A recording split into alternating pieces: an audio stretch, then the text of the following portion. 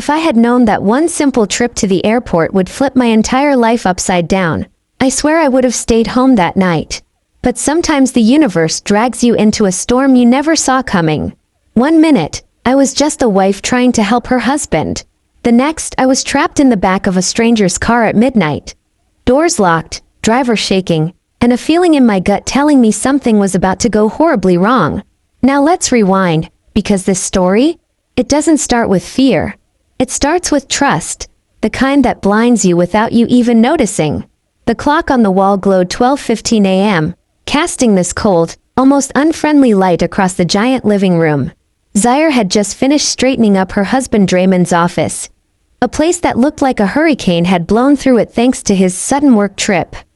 He'd rushed out barely an hour earlier, claiming there was some crisis at one of the northern branches of his company, and he had to catch an early morning flight. No time for explanations, no time for questions. Just babe, I gotta go. And like always, she believed him. Why wouldn't she? For 3 straight years, Draymond had been everything a woman dreams of: sweet, steady, hardworking, almost too perfect. He wasn't a man you questioned. He was a man you trusted with both hands. But right as she was about to turn off the office light, something dark tucked beneath a stack of folders caught her eye. A little flash of leather. Her stomach dropped the second she pulled it out. Draymond's wallet. Not just his wallet, his ID, his credit cards, his debit card, and a thick stack of cash sitting inside like nothing had happened. Everything he would need for a flight. Why would he? She whispered, already feeling her heartbeat speed up. Because without this wallet, there was no way Draymond could even get through airport security, let alone hop on a plane. And the thought of him stranded or stressed out because of something she could fix made her chest tighten. She rushed to the bedroom, grabbed her phone, and called him over and over again. Each call rang and rang before slipping into silence. Maybe he was already in the car. Maybe his phone was on silent. Maybe he was talking to someone. She tried to stay reasonable, but panic trickles in quietly, like water under a door. She checked the time. 12:20. His flight was at 2 o'clock. She still had a shot at catching him, but she didn't drive at night. Her eyes were too sensitive to headlights. And the family driver? Gone since sunset. So she grabbed her coat, clutched the wallet like her life depended on it, and ordered a rideshare. Her palms were sweating so much she almost dropped her phone while booking. After a few minutes of searching, the app confirmed a driver had accepted. A black sedan. The driver's name, Booker, said he'd be there in 5 minutes. She threw her hijab on, buttoned her coat, and stepped out into the freezing night with the wallet pressed to her chest. The air felt sharp enough to cut. 5 minutes later, a black sedan rolled quietly up to the curb. She locked the house, hurried down the walkway, opened the back door and slid inside. The AC blasted her face immediately, fake cold against the real one outside. The man behind the wheel looked to be in his late 40s or early 50s, dark-skinned with gray edging into his hairline. His eyes flicked to her in the mirror for barely half a second before looking back at the road.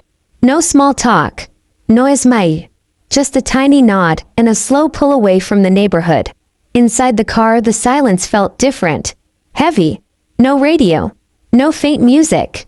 Just the tires humming against the asphalt, and the occasional streetlight streaking warm orange across the dashboard. Zaire stared at her phone, willing Draymond to call her back. Nothing. She texted him, letting him know she was on the way with his wallet. Still no reply. She forced herself to inhale and exhale slowly, trying to settle the growing knot in her chest. But something else started creeping into her awareness. Booker's behavior. He kept glancing into the rearview mirror. Not the normal, casual kind of glance drivers do. No, these were sharp, calculated looks. Checking her. Checking behind the car. Back to her. Back to the road. As if he was waiting for something.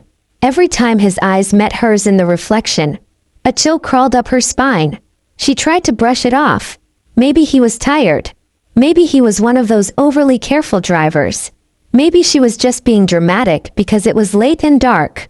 She turned toward the window, watching the tall city buildings slowly fade into the blank darkness of the highway stretch leading toward the airport.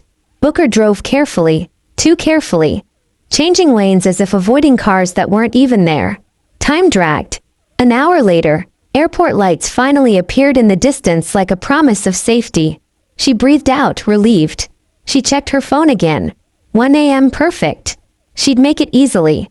She imagined Draymond pacing around, stressed, searching his pockets and realizing he really did forget his wallet. She imagined the relief on his face when she handed it over. But when the sedan entered the airport area, Booker didn't stop at the bright, populated main drop-off zone. Instead, he kept driving slowly, toward the far, almost deserted end of the sidewalk where several lights were burned out and hardly anyone ever stood. Zaire's confusion flickered into fear. Why was he stopping here? The sedan rolled to a halt beside a massive concrete pillar separating public traffic from the VIP lot. Nobody was outside. No guards. No passengers. Just darkness and wind slicing through the air like a warning. Zaire reached for the door the moment the car stopped. It didn't open. She tried harder. Still locked. Her pulse spiked. She went for the other door. Locked. Her breath caught in her throat as panic surged through her chest like a lightning bolt. She banged on the window, yelling for help even though nobody was around. Her voice cracked as she demanded Booker unlock the doors. He didn't even flinch. His hands stayed clamped on the wheel, knuckles white. Sweat beaded across his forehead. He was staring outside, not at her, as if waiting for something to appear out of the shadows. "Sir, please, why are the doors locked?" she cried, voice breaking. He finally spoke, low and tense. "Don't get out. Not here. I need you to trust me." Those words were not comforting. They were terrifying. She begged money, jewelry, her purse, anything, just let her go. But Booker didn't move.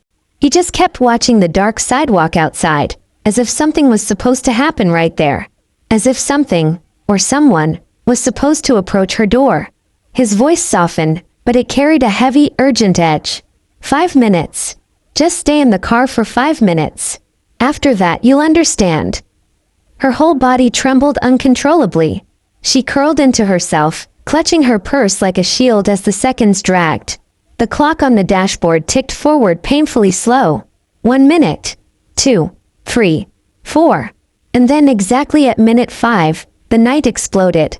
3 police cruisers came roaring out of nowhere, lights flashing red and blue, sirens blaring, surrounding the sedan so fast it shook. For a moment, Zaire was sure they were here for Booker. Some criminal, some kidnapper. She felt a spark of relief. But everything flipped again when the officers ran right past the sedan. They weren't after him. They were after someone hiding in the darkness, right where she would have stepped out if the door had opened. A man. Thick coat. Hat pulled low. Fighting against the officers. A knife and a cloth fell from his pocket. Even from inside the car, a sharp chemical smell hit her nose. Chloroform. Her blood turned to ice. Her legs felt numb. Her breath caught in her chest as reality hit her like a truck. She wasn't just lucky. She had been seconds away from walking directly into her own kidnapping. Zaire's heartbeat hammered in her ears as she watched the officers slam the stranger onto the pavement. His arms were yanked behind him, the knife kicked away, the chloroform-soaked cloth sealed into an evidence bag. The scene felt unreal, like watching someone else's nightmare unfold right outside her window. Then one of the officers approached the sedan, opened Booker's door, and started talking to him in a calm, respectful tone. Not suspicious. Not hostile. Familiar. Like they already knew each other. Booker finally exhaled, his shoulders sagging as if the weight of the world had just rolled off his back. He unlocked the doors. The click of the lock felt like air rushing back into her lungs. Still shaking, Zaire scrambled out, gripping her purse like a lifeline. Her voice stuttered as she asked what was going on. Why the man was waiting there. Why the police weren't arresting Booker too.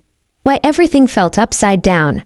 Booker stepped out slowly, turning toward her for the first time with an expression that wasn't cold or distant, but surprisingly gentle, and strangely familiar.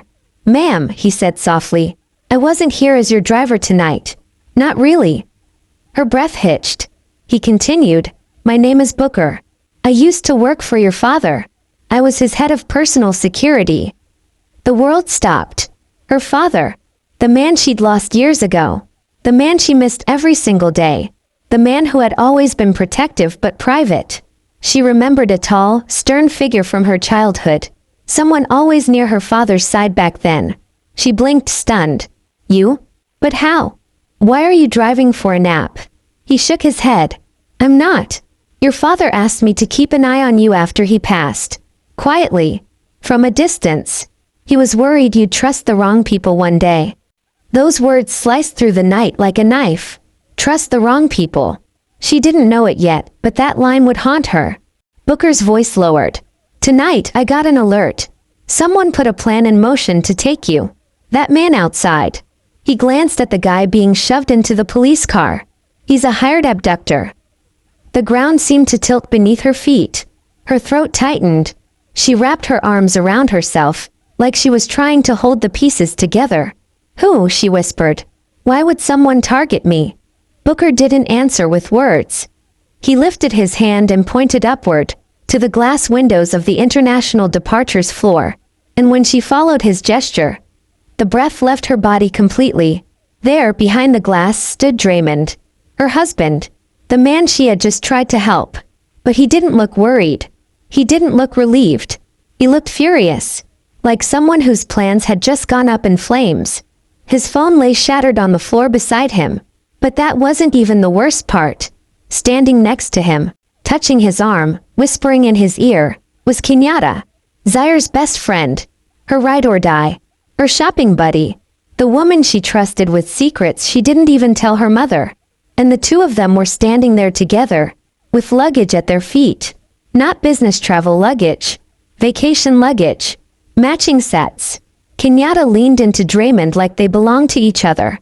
Draymond's hand rested around her waist, intimate and unashamed. Zaire's stomach twisted so violently she almost dropped to her knees. Her vision blurred. The world felt muffled, like she was underwater. It wasn't a mistake.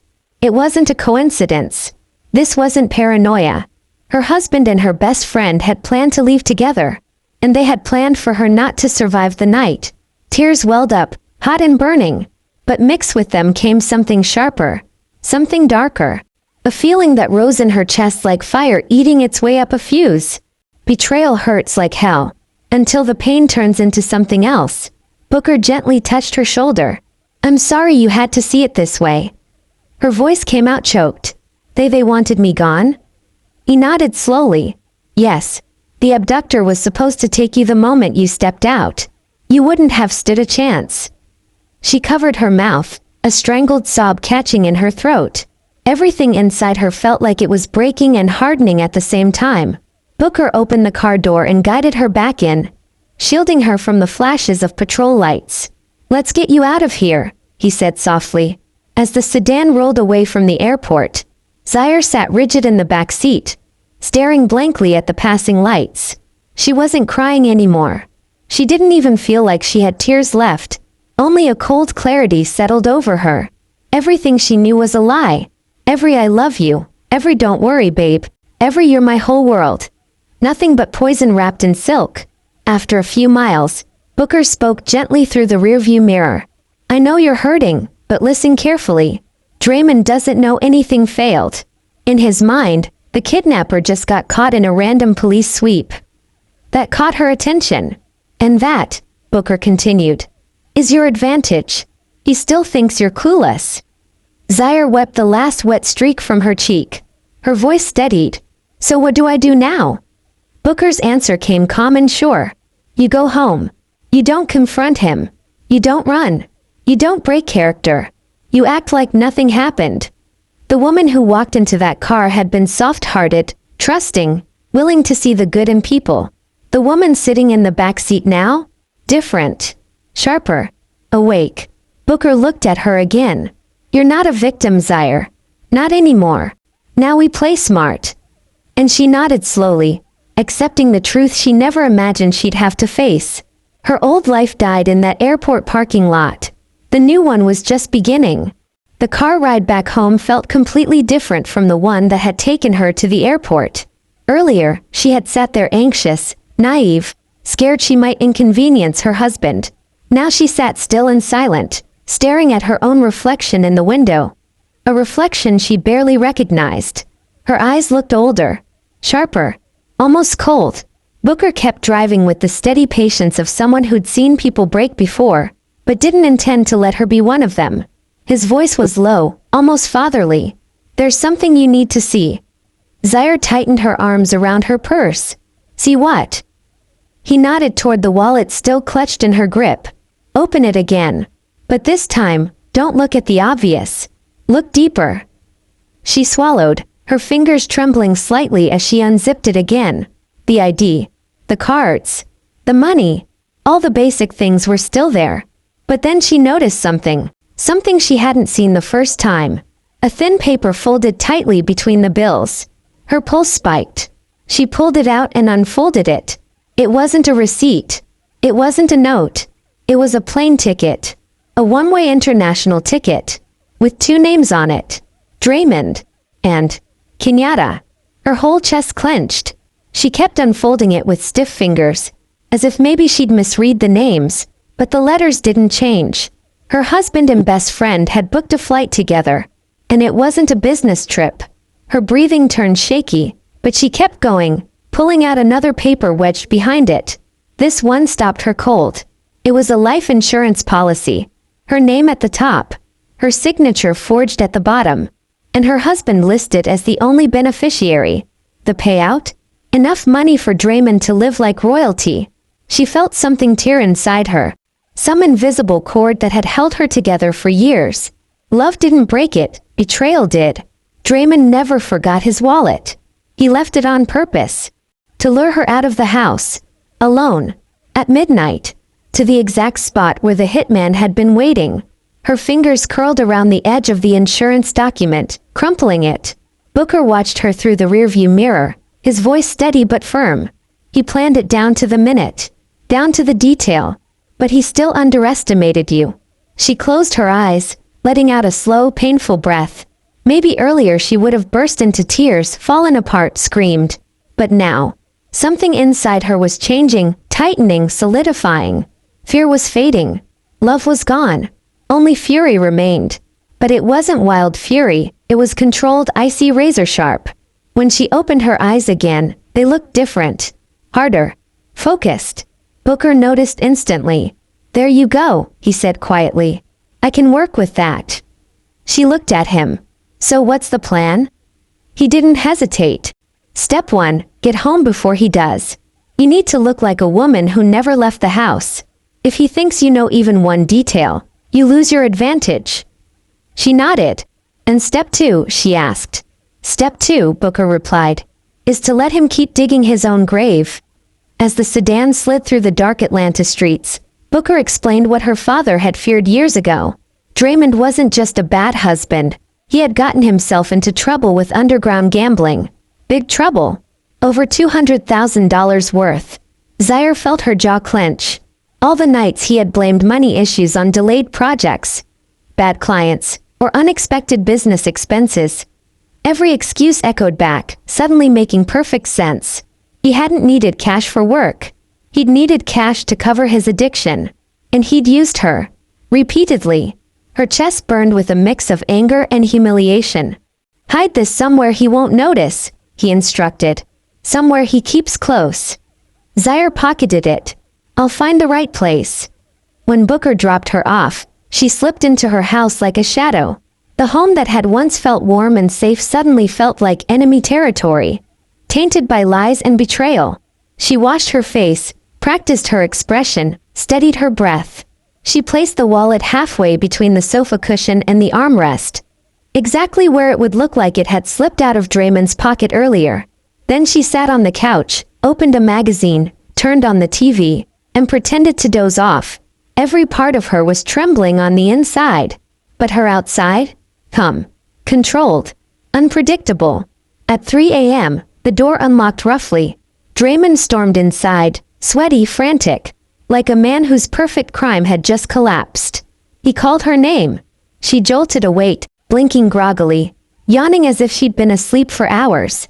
"What are you doing back? I thought you'd be in the air by now." His face shifted. Panic, relief, confusion all tangled together. He stuttered through a lie about losing his wallet and turning back because he couldn't fly without it. Something about a truck blocking traffic. A whole performance. She played her role flawlessly. "Oh my God, that must have been so stressful," she said softly, touching his arm. Then she pointed at the sofa cushion. "I found this when I woke up. It must have fallen out earlier." His eyes widened when he saw it. He rushed over, grabbed it, opened it, checked every pocket. Everything was there. Of course it was. Then he hugged her, tight, emotional, grateful. But as he wrapped his arms around her, she caught a whiff of perfume that didn't belong to her. Kenyatta's perfume. And for the first time in her life, she didn't cry. She smiled. A calm, polite smile. A smile he would never see coming. A smile hiding a storm. That night, they slept in the same bed, but they might as well have been continents apart. Draymond drifted off quickly, probably exhausted from running around trying to salvage the mess he'd made. Zaire didn't sleep at all. She lay on her back staring at the ceiling. Quiet. Still. Her mind a hurricane behind calm eyes. Every breath Draymond took beside her made her skin crawl. But she didn't move. Didn't speak. Didn't flinch. Around 5 a.m., she slid out of bed quietly, pretending she was just getting water. In the kitchen, she pulled out her phone and opened the app connected to the spy microphone. The device was live. Her palms felt cold. Within seconds, she heard the faint sounds of movement. Papers rustling, a zipper, footsteps. Then a muffled ringtone from inside the briefcase. He had a burner phone. Of course he did. She increased the volume, holding her breath. "Hello." Draymond whispered. A woman's voice answered. "Kenyatta." The sound of her voice sent a physical chill down Zaire's spine.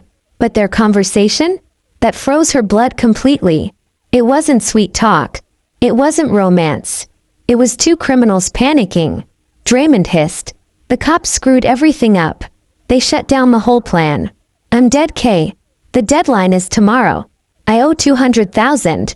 If I don't pay, those guys will come for me. You know what they do to people who owe." Kenyatta snapped back, just as anxious. "Don't pin this on me. You should have controlled her better. You should have made sure she was out of the house earlier." Zaire's fingers curled around the countertop. Her best friend. Her husband. Talking about her like she was livestock. Then Kenyatta's tone shifted, sharper, colder. "You still have a backup option. The warehouse. That old place her dad left behind. The one with the safe. The cash. The gold. All you need is the code." Draymond groaned. "That's the problem. She's too careful. I need her guard down. I'll try this afternoon.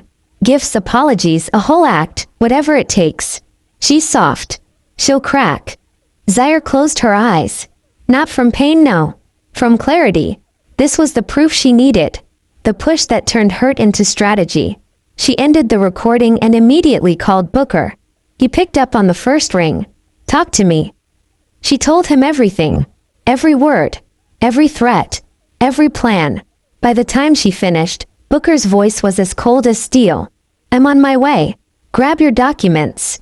Don't touch anything else. We lock him out financially before he makes his next move." 30 minutes later, Booker's sedan rolled up in front of her house. Zaire walked out with a backpack filled with every important document she owned. Birth certificate, business papers, bank records, property deeds. She looked pale, but the fire in her eyes was unmistakable. They went straight to the bank. Zaire transferred most of the money from the joint account to a new private one. She froze Draymond's credit cards.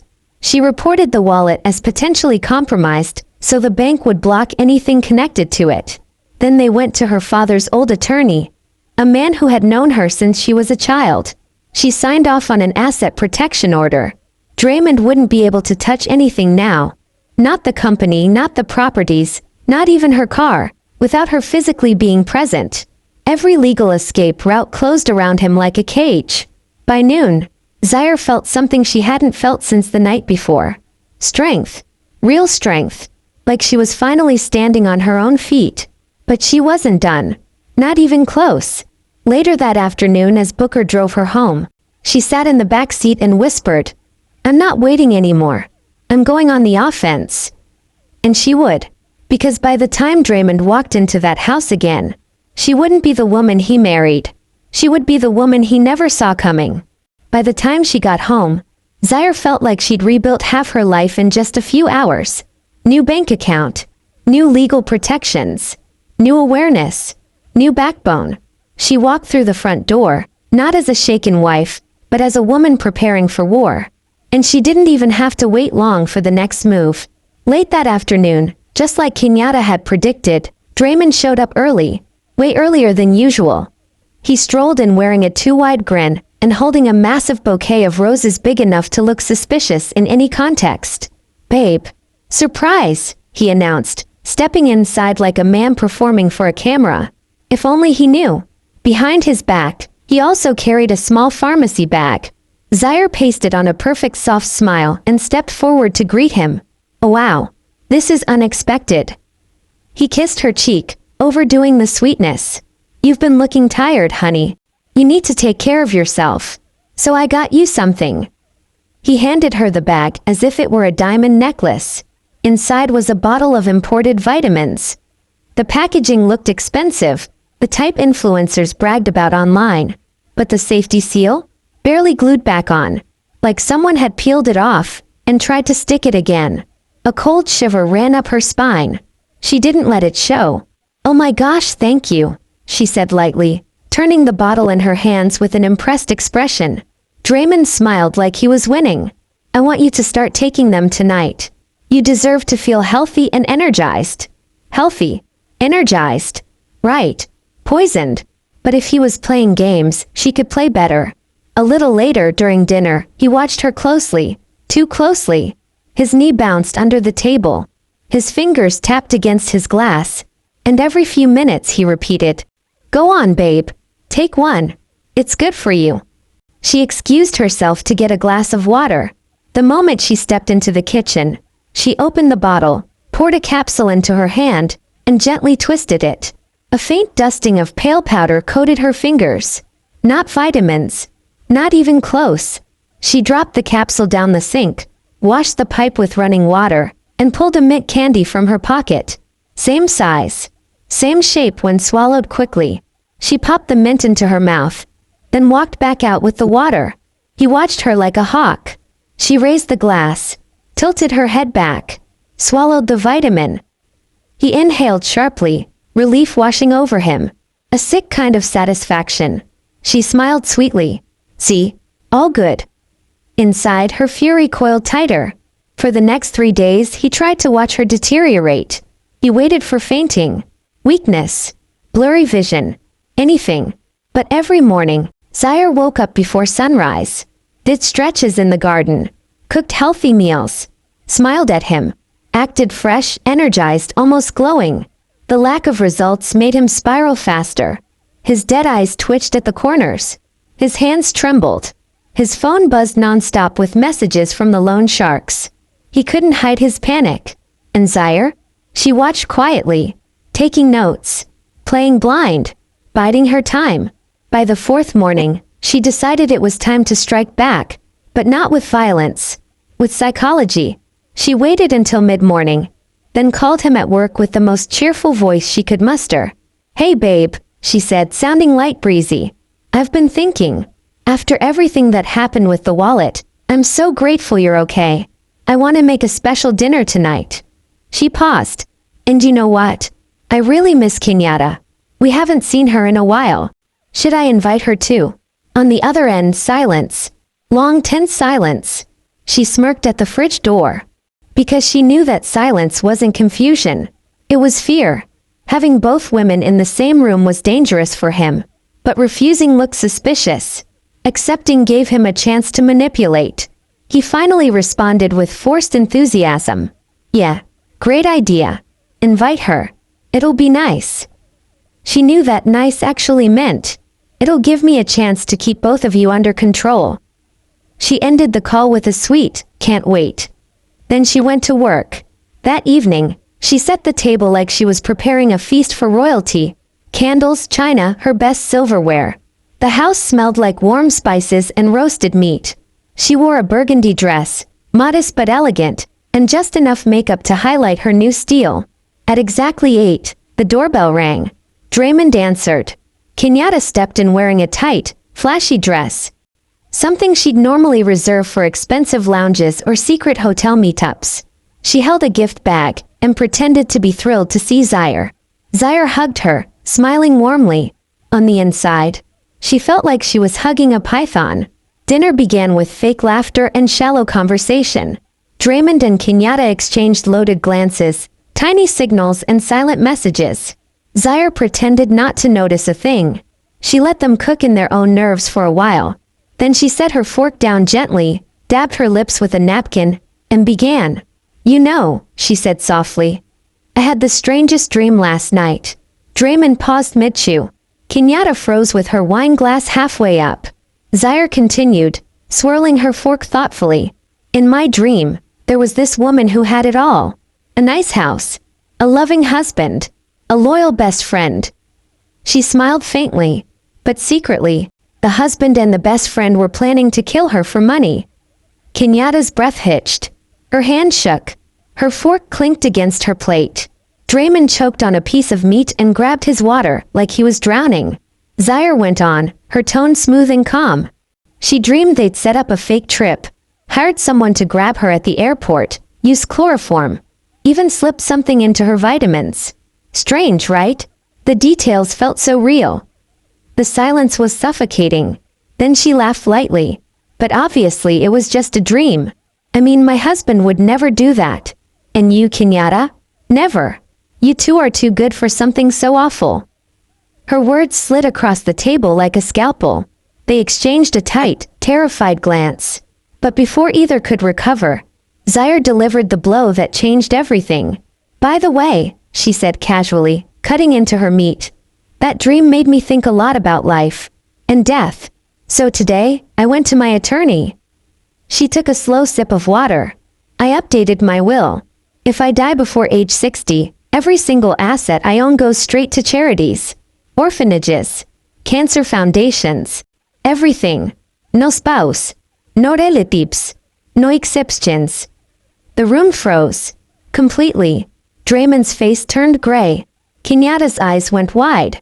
Their entire plan, gone in one sentence. Zaire set her glass down delicately and offered a sweet smile. "Isn't that wonderful? Giving back. I thought you both would love that idea." Draymond stammered something about overreacting. Kenyatta muttered something about family legacy. Zaire just kept smiling. What they didn't know was that a small camera Booker had set up earlier was recording everything. Every expression, every reaction, every crack in their masks. This dinner wasn't just a trap. It was evidence. And it was only the beginning. The rest of that dinner played out like a slow-motion collision.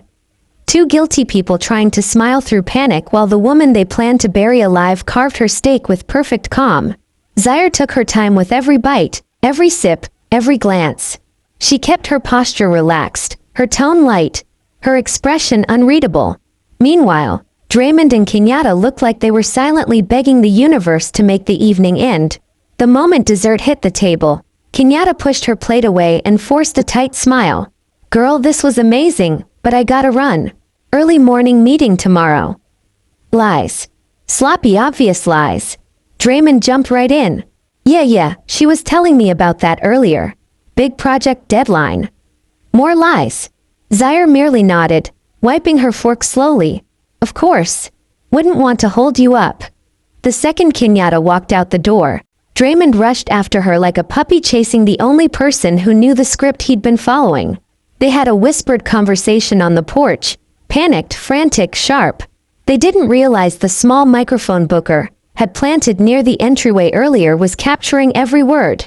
Zaire kept stacking dishes, humming softly in the kitchen like she wasn't listening to the whole conversation echo through her phone speaker.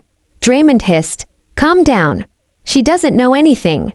She's just being dramatic. Don't freak out." Kenyatta snapped back. "Don't lie to yourself." Her tone was off. "She looked right at us when she talked about the dream. She knows something, Dre. She knows." Zaire smiled at her sink as she washed a wine glass, slowly, gently, deliberately. After a few more panicked whispers, Kenyatta stormed off, heels clicking down the driveway. Draymond came back inside, wiping sweat from his forehead. He tried to act normal. "Great dinner, babe. You did amazing." His laugh was fake tight. You good? She turned, drying her hands on a towel. Of course. Why wouldn't I be? He opened his mouth to respond, then shut it. He didn't know what to say. He didn't know what she knew. And that uncertainty was eating him alive. She kissed his cheek lightly. I'm going to bed. She walked away slowly, gracefully, like a woman who wasn't afraid. Not anymore. Draymond watched her with suspicion, studying every step, trying to decode her calm. That night, she slept deeply for the first time in days. Draymond didn't sleep at all. He tossed, turned, checked his phone, paced, whispered into the burner phone in the bathroom, clicking, rustling. A whispered argument with Kenyatta at 3 a.m. about fixing things now. And Zaire heard every word. By morning, Draymond's eyes were sunken and red. Zaire greeted him with a soft smile as she cooked breakfast. Pancakes. He flinched at the sweetness. Sure. She placed a plate in front of him, but he didn't dare eat. He just stared at the syrup like it might explode. She sat across from him, keeping her tone breezy. I was thinking of going by my dad's old property today. Haven't checked on it in a while. His fork froze midair. He tried to play it cool. Really? Why? She shrugged. Just felt like it. He forced a laugh too high-pitched. You don't need to go alone. I can come with you. She tilted her head. You? Today? I thought you had meetings. He swallowed hard. I'll cancel. Oh, he was desperate. He wanted that safe money before the loan sharks came knocking. And he knew time was running out. Zaire wiped her lips with a napkin. No need, babe. I'll be fine. His jaw tightened. I'm coming. It's not safe out there. She leaned back, letting her expression shift into something soft, almost touched. Oh, that's sweet. But inside, she was laughing. Because this was exactly what Booker wanted. Draymond coming to the property willingly, walking himself straight into the trap. About an hour later, they drove to her father's old warehouse.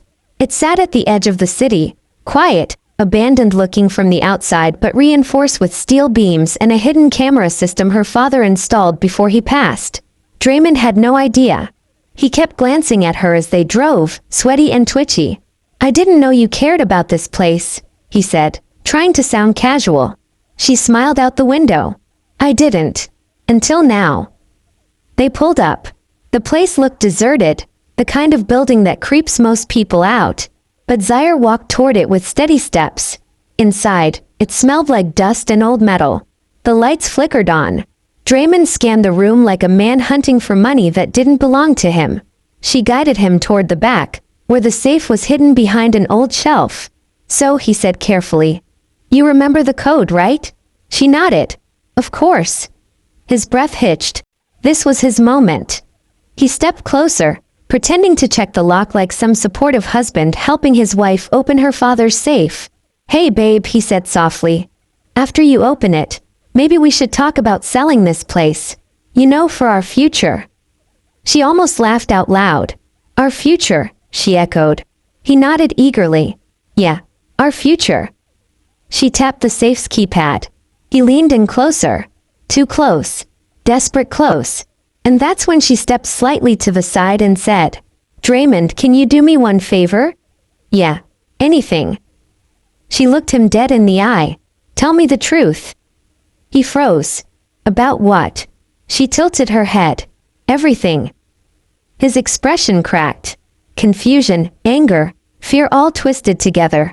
Zaire, what the hell are you talking about? Why are you acting weird? Weird. She repeated softly. You drugged me. You hired someone to grab me at the airport. You planned to kill me on an international flight. You forged my signature. You tried to poison me. She took a slow breath. And you thought I wouldn't figure it out. He stumbled backward, stuttering. No, that's not. Who told you that? You're paranoid. Zaire, listen to yourself. She raised her phone and pressed play.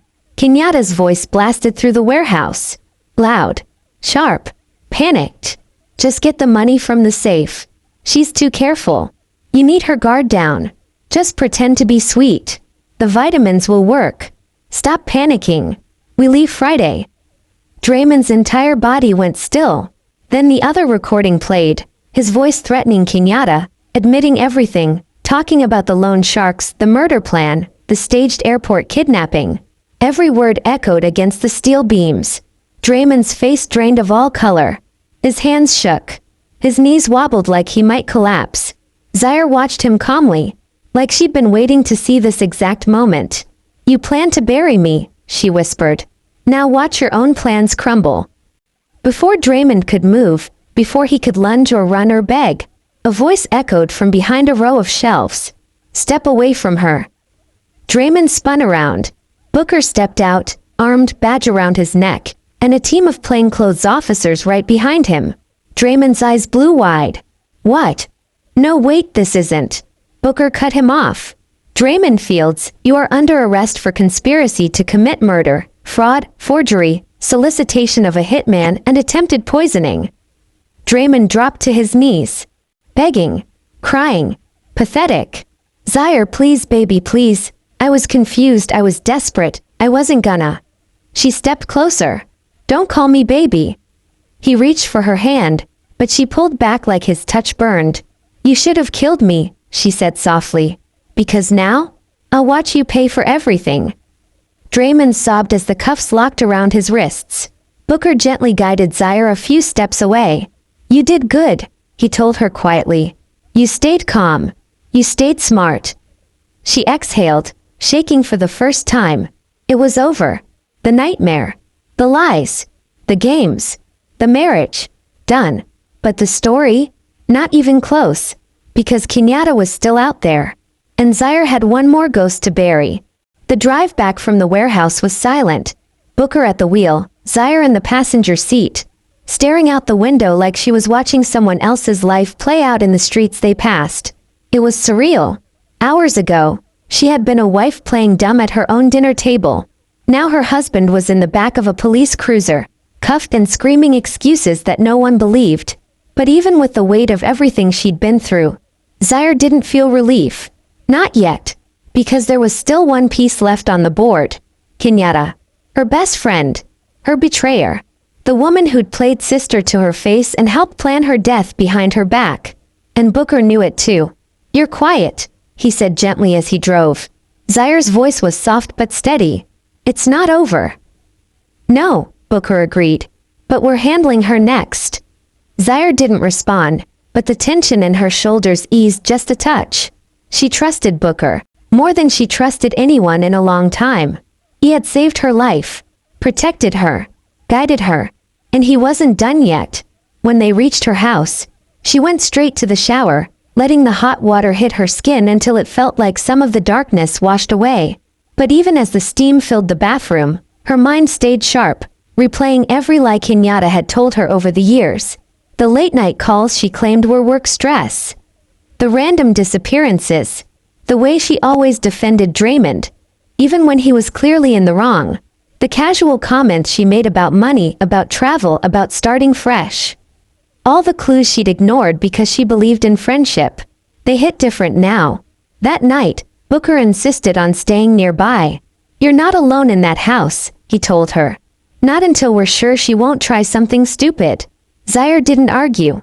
She slept only a few hours, but when she woke up the next morning, something inside her had shifted again. It wasn't fear anymore. It wasn't even anger. It was purpose.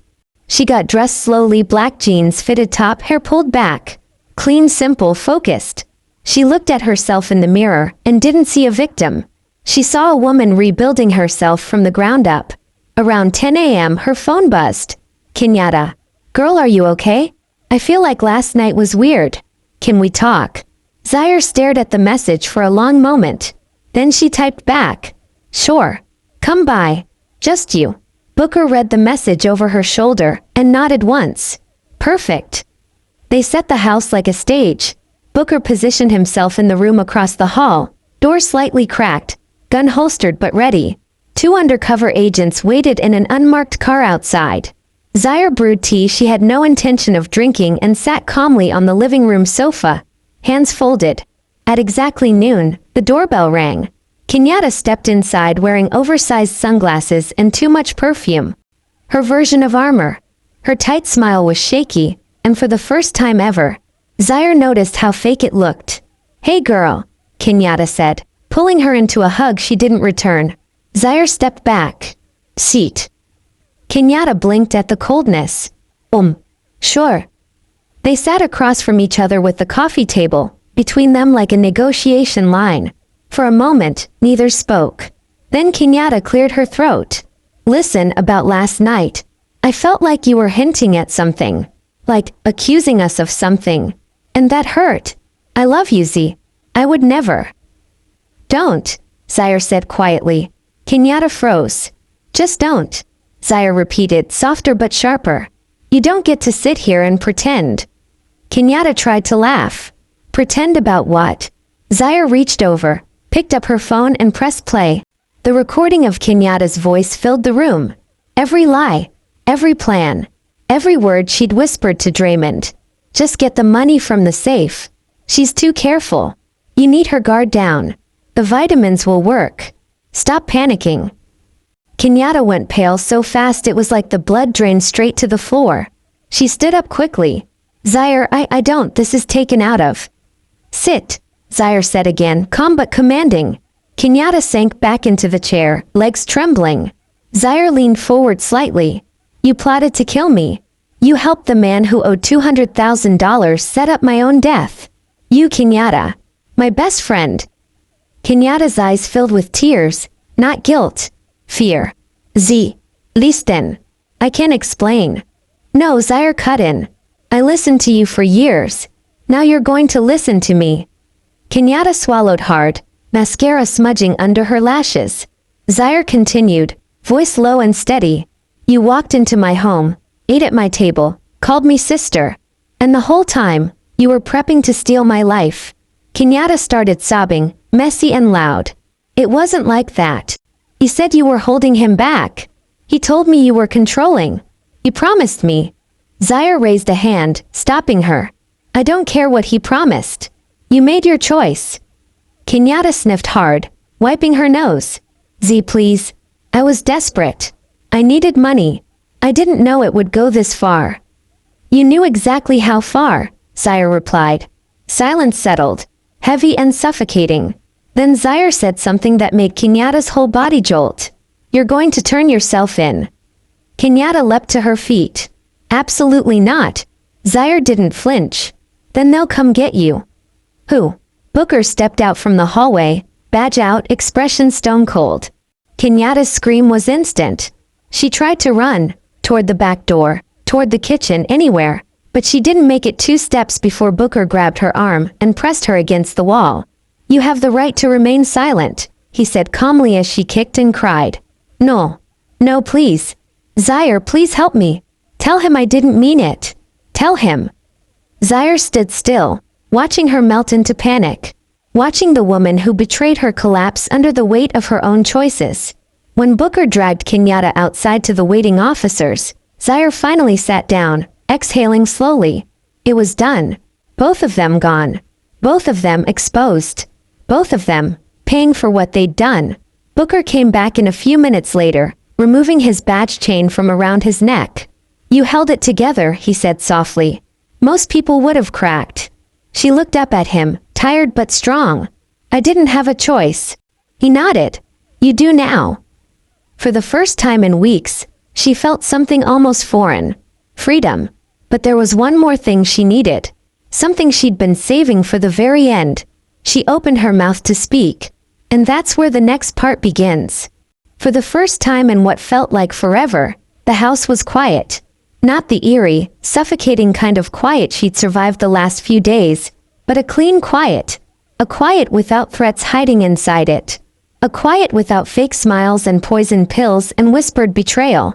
Zaire sat on the couch, hands folded in her lap, staring at the sunlight stretching across the living room floor like it belonged there again. Booker stood near the entryway, giving her space but watching her carefully, like he knew the storm inside her wasn't done yet. "You said you needed one more thing," Booker reminded her gently. Zaire nodded slowly. "Yeah, Ido." She rose to her feet and walked toward the small cabinet near the dining room. She opened it and pulled out a slim folder. one she hadn't touched since her father's funeral. Booker recognized it instantly. "His letters?" he asked softly. Zaire nodded. Inside the folder were handwritten notes her father had left her. Words she wasn't strong enough to read back then. Words she'd pushed aside because she didn't want to face the idea that he had seen danger in her future long before she did. But now? Now she was ready. She sat back down, opened the first letter, and let her father's handwriting wash over her. Asterisk, if you're reading this, it means life has shown you something hard. Remember who you are. You are not soft. You are not weak. You are my daughter. Asterisk. Her throat tightened. Not with grief, no. With understanding. This whole time, she whispered. He knew something like this would happen. He knew I trusted too easily. Booker sat down across from her. He wasn't warning you about the world. He was preparing you to survive it. She took a slow breath and closed the letter. Well, I survived. More than that, Booker corrected. You won. But surviving didn't erase the scars. She wasn't the same woman from 2 weeks ago. She wasn't the woman who laughed at brunch with Kenyatta. She wasn't the woman who held Draymond's hand at company dinners and believed every word that left his mouth. She had been naive, soft, unprotected. She wasn't anymore. Zaire set the letters aside and finally looked at Booker fully, really looked at him. The man who'd watched over her since childhood without asking for anything. The man who put himself between her and death without hesitation. The man who stood beside her when the people she trusted most betrayed her. What happens now? She asked quietly. Booker took a slow breath. Now you rebuild. You heal. You take back everything they tried to steal from you. And when the court case starts, you walk in with your head high. She pressed her lips together. I don't want to hide anymore. You won't, he said. You're stronger than both of them combined. She stood up and walked to the window, looking out at the street where police cars had taken away the 2 people who had once been her closest circle. Booker joined her side. You know, he said, you handled this better than most. Smarter. Cleaner. She offered a faint smile. Maybe I learned from the best.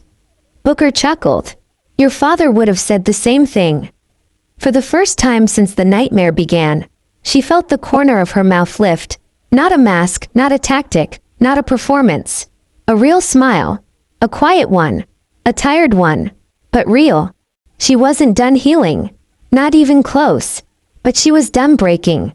Booker checked his watch. The detectives want to meet tomorrow. Go over evidence. Prepare for statements. She nodded. I'll be there. He started walking toward the door before turning back. I'll be outside for a few hours if you need anything. Zaire nodded again. Thank you.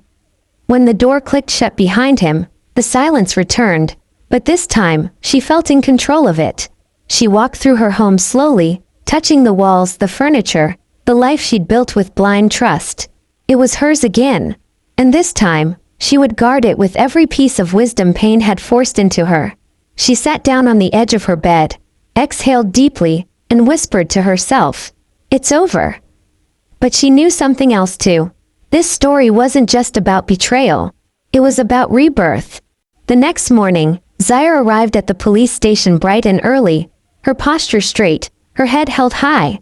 The fluorescent lights and buzzing of the office didn't intimidate her anymore. She walked in like someone who owned her life, not like a victim waiting for answers. Booker was already there, sitting in a corner with a stack of files. He looked up and gave her a small nod. Ready for round 2? She smirked faintly. Let's get it over with. Inside the interview room, the detectives laid out the evidence. The recordings, the forged documents, the insurance papers.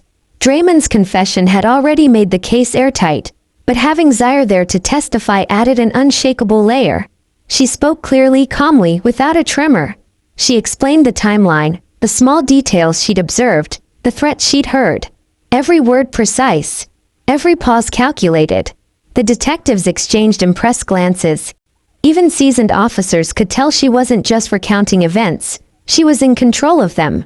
By the time the session ended, she felt a strange sense of relief, not just from giving her account, but from knowing the law was finally on her side.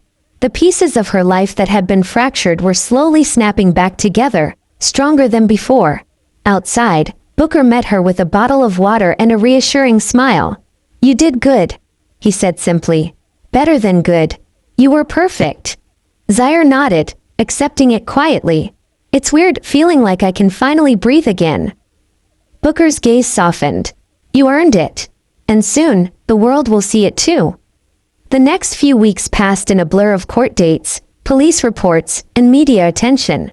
Every article, every camera flash, every witness statement reminded Zaire that she had survived the unimaginable. And she had come out stronger, smarter, untouchable. She reconnected with her work, slowly rebuilding her company. Every contract she signed, every meeting she attended, reminded her that she didn't need anyone to protect her. She could protect herself. Every decision was deliberate, every choice calculated. And every night, she returned home to a quiet house that finally felt like hers. And in that quiet, Zaire discovered a new truth about herself. She was no longer the woman who trusted blindly. She was a strategist, a survivor, a force to be reckoned with. Betrayal had sharpened her, and she wore it like armor. Booker stopped by one afternoon, leaning against the doorway with that familiar calm confidence. "You've changed," he observed. "I had to," Zaire replied softly. "And I'm not done yet." He smiled, almost like he knew she was right. "You're ready for whatever comes next." Zaire looked out the window, her eyes catching the sunlight dancing across the streets she now owned again. The memory of Draymond and Kenyatta faded in her mind. Not completely, but enough to remind her of the lessons they'd forced her to learn. Strength, awareness, patience, ruthlessness when necessary, and above all, trust in herself.